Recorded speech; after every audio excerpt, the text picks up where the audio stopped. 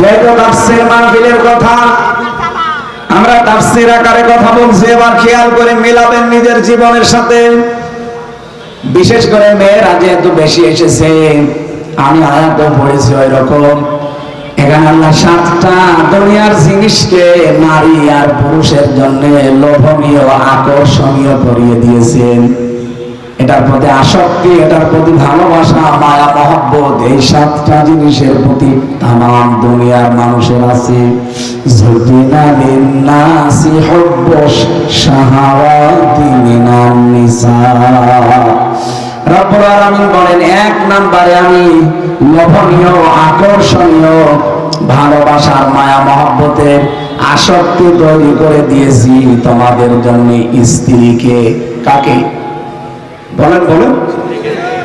প্রথম নম্বরে নবীজি মেয়েদের নাম দিলেন। আল্লাহ নিজে মেয়েদের নাম দিয়েছেন কেন? এই পৃথিবীর ময়দানে অনেক মানুষকে এখন আমার কাছে মোবাইলে মেসেজ পাঠাতে দেখি, তারা বলে হুজুর মেয়েদের প্রতি আকর্ষণ এটা আল্লাহ কোরআনে দিয়েছেন, আপনার ওয়াজে শুনেছি, কিন্তু আমার নিজের বউটা আমার কাছে আগে ভালো লাগতো প্রথম 1-1.5 বছর 2 বছর, এখনো ছাতা আর ভালো লাগে না। এক জিনিস আর কয়দিন? আরে শয়তান, যদি বলে এক জিনিস আর কয়দিন, তাহলে ওই মেয়েটাকে বলতে পারে না যে ও ছাতা এক জিনিস আর কয়দিন? এখন বলছে না কেন? এটা একটা রোগ, এই রোগটা শয়তান তৈরি করে। এই রোগ থেকে মুক্ত হওয়ার জন্য 2টা ঔষধ আছে। আমি জানি এখানে এই রোগে বহু রোগী বসে আছে, নিজের বউ ভালো লাগে না, অন্যেরটা দেখলে আনন্দে পাগল হয়ে যায়। এরকম রোগ আছে কার কার? হাত তোলেন তো। ঠিক আছে, না ওটা তার কাটা আছে। এই ঔষধটা এখনই আপনাকে নেওয়া লাগবে এবং গ্রহণ করা লাগবে। ঔষধ কোরআনে কারীমের সূরা নূর 30 নম্বর আয়াতে আল্লাহ 1500 বছর আগে রোগের ঔষধ দিয়েছেন। যাদের নিজের বউ ভালো লাগে না, অন্যটা দেখলে ভালো লাগে, তাদের জন্য আল্লাহ জানিয়েছেন কুল্লিল মুমিনিনা ইয়াগুদ্দু মিন আবসারিহিম ওয়া ইয়াহফাযু ফুরুজাহুম যালিকা আযকা লাহুম।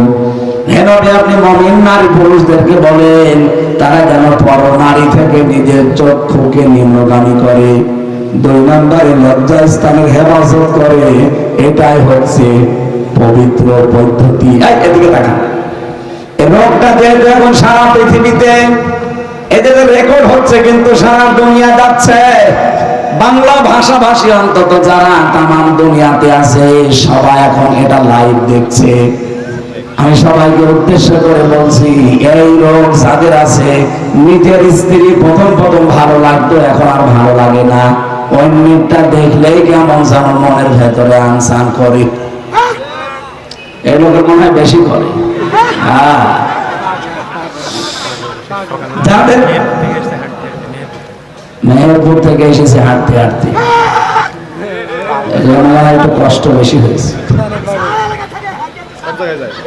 আমার ভাইরা একটু খেয়াল করেন তো, কোরআনের প্রথমে শব্দটা আল্লাহ পাক বলেন প্রথম তোর নজরটাকে নিম্নগামী করবি।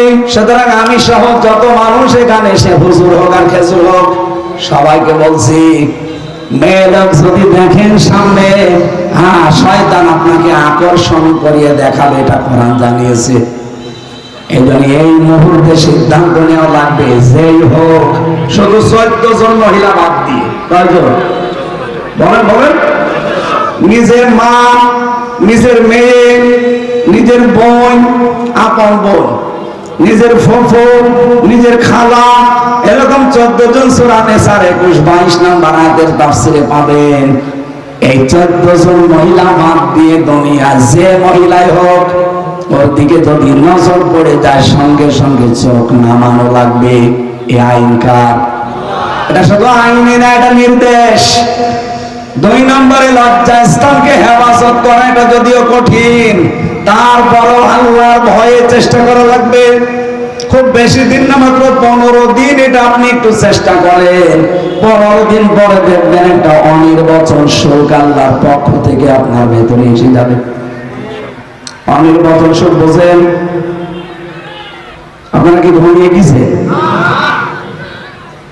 পাখির বাচ্চাদেরকে আদর করার জন্য মা পাখিটা নিজের এই যে ডানাগুলো এভাবে বিছিয়ে দেয়, বিছিয়ে দেওয়ার পরে ফল করে দেয়।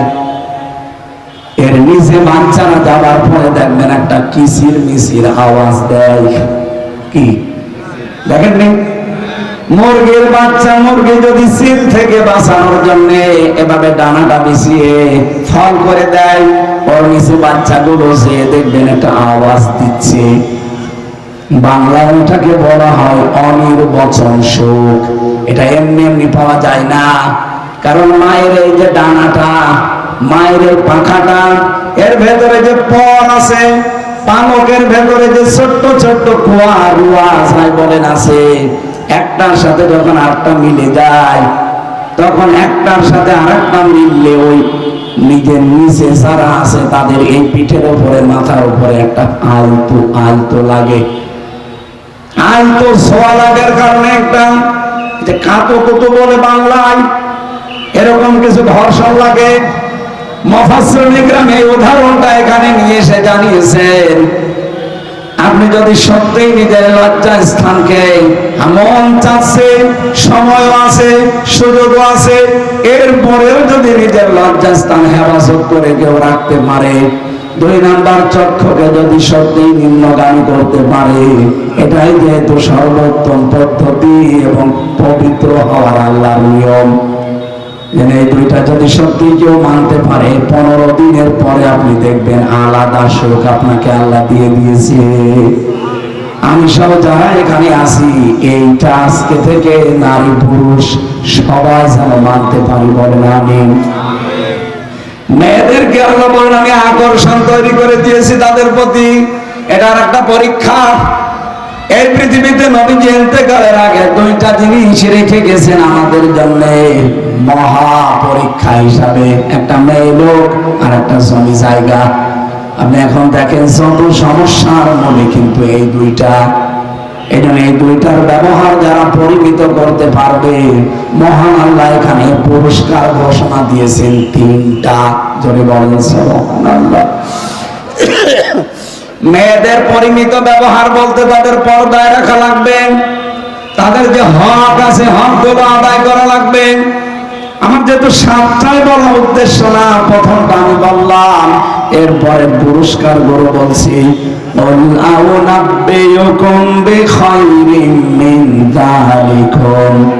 আমি কি তোমাদেরকে শোনাবো বা বলে দেবো যে এর চাইতে উত্তম কিছু আমি আল্লাহর কাছে আছে? সেটা কি?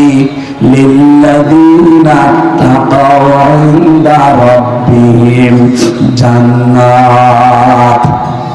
আমি আল্লাহ ঘোষণা দিলাম, এই 7টা জিনিস যারা পরিমিত ভাবে ব্যবহার করে দুনিয়ার জীবন চালাতে পারবে, নিজের স্ত্রী, নিজের সন্তান, সোনা দানা, এই যে গাড়ি ঘোড়া ঘর, এমনকি শস্য ক্ষেত, এই 7টা বিষয়কে যারা সত্যি দুনিয়ার ময়দানে সঠিকভাবে ব্যবহার করে আসতে পারবে, আমি আল্লাহ পাক তাদের জন্য উত্তম জিনিস রাখলাম, তার নাম বাগান।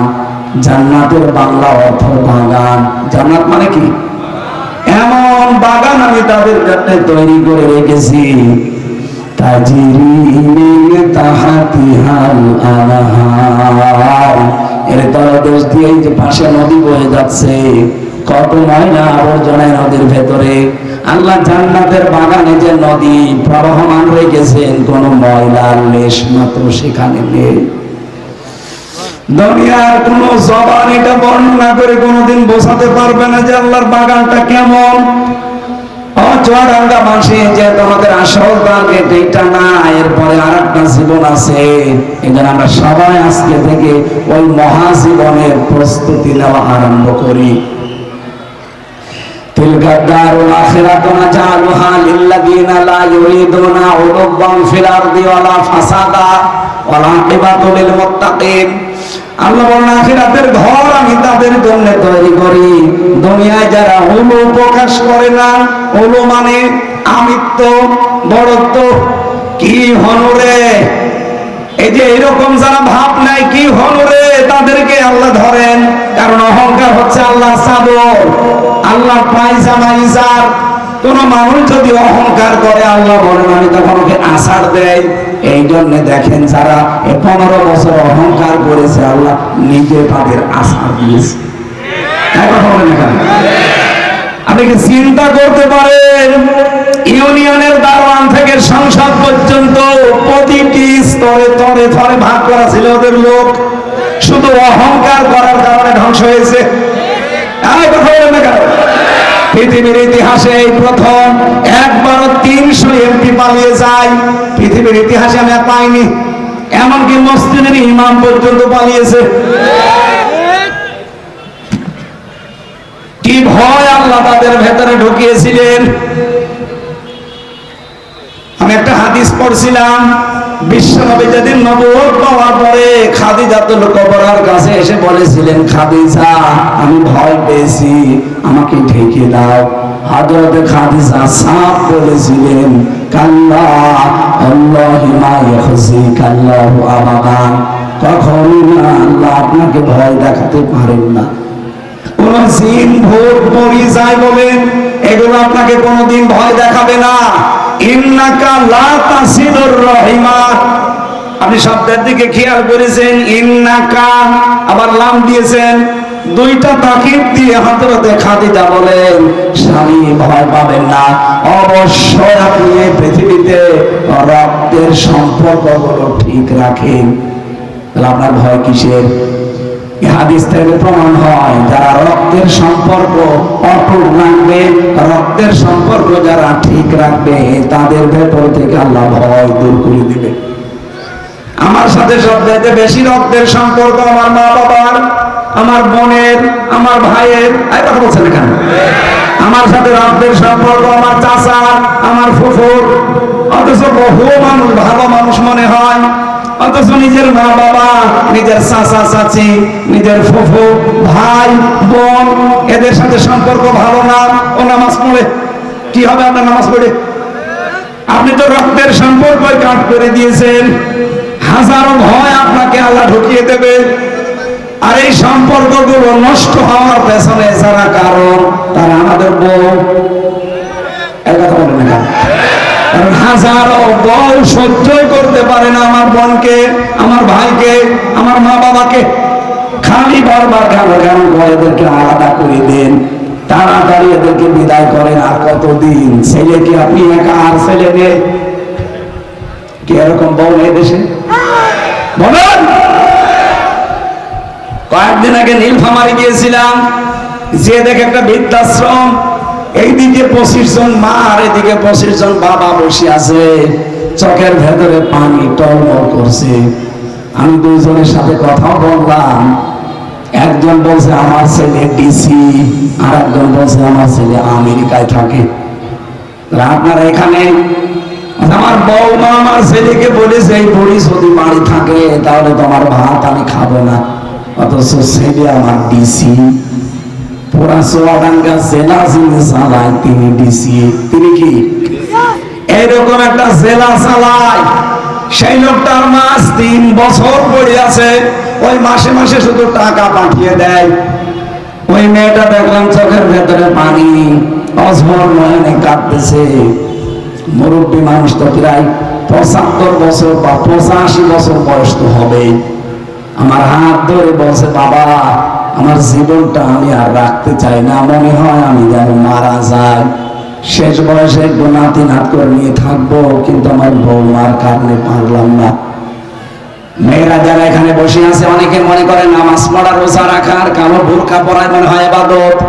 এটা দেখেন সব কালো বোরকা পরে এসেছে, অথচ মেয়েদের মনের ভেতরে হিংসা ভরা। আপনি নিজের মা বাবা হলে কোনদিন আলাদা করে দিতে বলতে পারবেন? হ্যাঁ, কথা বলেন না কেন?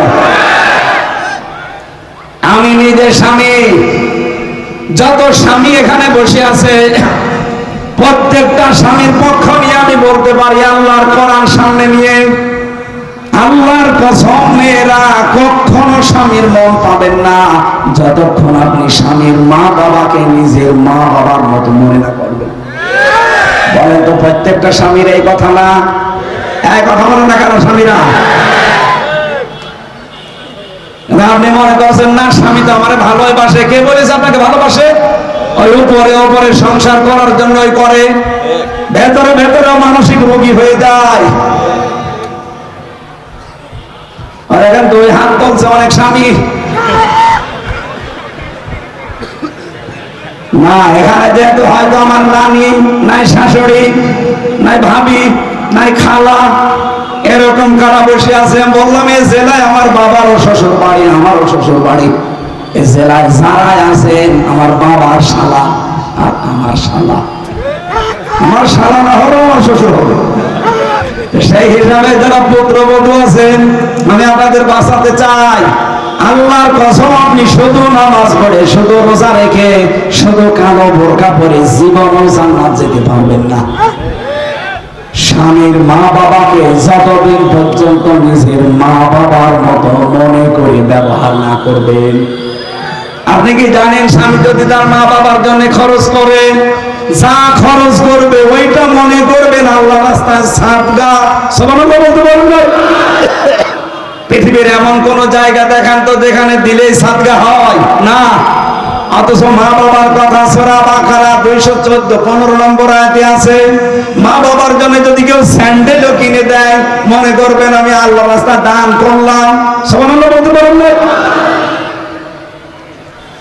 আমরা আশা করব মেয়েদের মনটা যেন আরো উদার হয়। এদের এই ছোট মনের কারণে পরিবার জাহান্নাম হয়ে আছে। কথা বলেন। রব্বুল আলামিন বলেন আমি এমন বাগান বানিয়েছি তোমাদের পুরস্কার দেওয়ার জন্য। এই ব্যবহার গুলো দুনিয়ায় যদি করে আসতে পারো, আল্লাহু ইনদাহু হুসনুল মাআব, আমার কাছে উত্তম বাসস্থান আছে। তার ভেতরে প্রথম যে বাগানটা বানিয়েছি, বাগানে তলদেশ দিয়ে নদী আর নহর প্রবাহমান। এমন বাগান, 4টা মদের নদী থাকবে, দুধের নদী থাকবে, শরাবে তহরের নদী থাকবে। রব্বুল আলামিন স্বচ্ছ পানির নহর রেখেছেন। এই পৃথিবীতে কোন নদী সাগর পাবেন না যেখানে ময়লা নেই। পাবেন আপনি? মাথা ভাঙ্গা নদীতে গোসল করতে চায় না মানুষ, এত ময়লা চায় সারা জেলার। আল্লাহ বলেন এমন জান্নাত আমি বানিয়েছি, এই জান্নাতের ভেতরে যে নহর প্রবাহমান, সেখানে আপনি পানি পাবেন। খিতামুহু মিস্ক ওয়াফি যালিকা ফালিয়াতানাফাসিল মুতানাফিসুন ওয়া মিজাজুহু মিন তাসনিম। এই তাসনিম শব্দের ব্যাখ্যা ইবনে কাসিরে আছে। মুফাসসির বলেন এমন একটা পানি, এ বাংলাদেশ সহ বিশ্বে এখন সবচেয়ে দামি পানির নাম অ্যাকোয়া ক্রিস্টালা। এটা নিতা আম্বানি খায়। মাত্র এই যে এতটুকু একটা বোতল, এই বোতলে যা পানি ধরে, এই বোতলের দাম বাংলাদেশের টাকায় 51 লক্ষ টাকা। এই পানি ওই মহিলা খায়। স্বর্ণের গোড়া ওর ভেতরে মিশানো থাকে। অ্যাকোয়া ক্রিস্টালা যদি কেউ খায় এক বোতল, ওই মহিলা মনে করেন 24 ঘন্টায় 4-5 বোতল তো খাই। তার মানে প্রতিদিন 3.5 থেকে শুধু 4 কোটি টাকার ওর পানি লাগে। এটা খেলে নাকি চেহারায় বয়সের ছাপ পড়ে না। এই পানিটাও তো ওর জন্য নির্ধারিত করা 4-5 বোতল 7 বোতল করে। আল্লাহ বলেন এমন তাজরি মিন তাহতিহা আনহার বানিয়েছি, ওখানে অ্যাকোয়া ক্রিস্টালা শুধু বোতল বোতল না, যত চাবে মানুষ তত পাবে। খালিদিনা ফিহা, চিরস্থায়ীভাবে থাকতে পারবে। ওয়া যাওয়াজুন মুতাহহারা, ওই জায়গায় পবিত্র স্ত্রী এবং স্বামীদেরকে আল্লাহ দান করবেন। রিদওয়ানুন মিনাল্লাহ, সবচেয়ে বড় খুশির বিষয় আল্লাহ নিজে রাজি হয়ে যাবে। আল্লাহু বাসীরুম বিল ইবাদ, আল্লাহ পাক তার বান্দাদের প্রতি খুব পর্যবেক্ষণে আছেন। আল্লাযীনা ইয়াকুলুনা রাব্বানা ইন্নানা আমান্না। এবার 6টা গুণ অর্জন করা লাগবে 3টা পুরস্কার পেতে হলে। 1 নম্বরে যারা বলবে আল্লাহ আমরা ঈমান এনেছি, ফাগফির লানা যুনুবানা, আমাদের অপরাধগুলো মাফ করে দাও, ওয়াকিনা আযাবান নার, জাহান্নামের আগুন থেকে আমাদেরকে বাঁচাও। চুয়াডাঙ্গাবাসী আত্মীয় স্বজনের সাথে সম্পর্ক